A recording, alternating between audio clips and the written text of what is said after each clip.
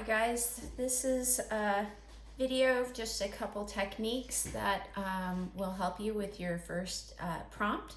They are taken from the Journal Junkies workshop, which is where I got the ideas for the prompts that I'll be sharing with you over the next couple weeks. So this is a great resource if you want more ideas. The first few techniques that we're going over are on page 42, 43, and 44 of this book.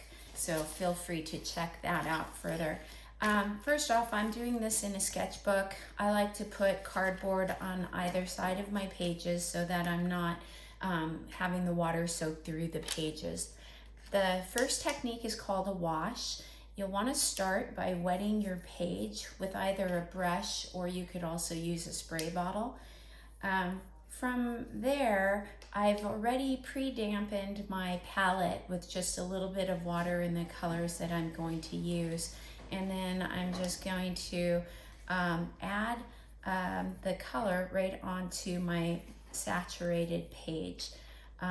This is actually mixed media paper, so it's not blending as well as it would if it was a true watercolor paper, but it still provides a really nice base for the sketchbook page.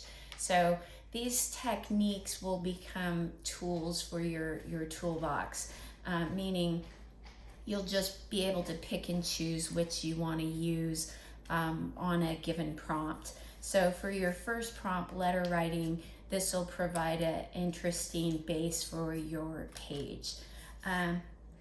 Next, I'm going to take one color and let it actually bleed into the other color with the water. So those two colors are going to merge.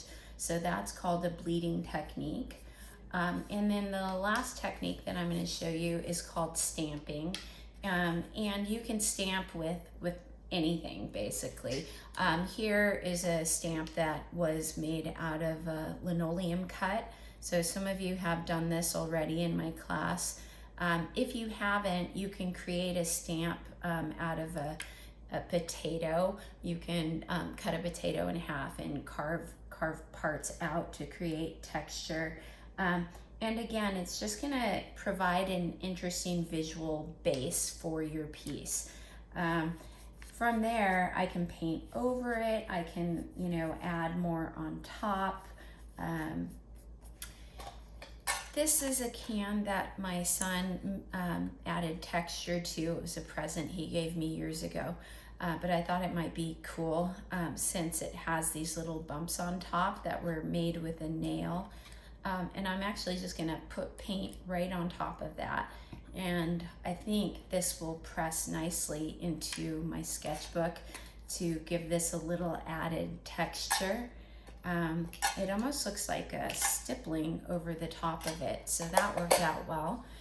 Sponges are really easy because most of us have one around the house. I just cut a little piece off of one, and then I'm gonna dip it directly into my palette box and just dab it over the top of the page.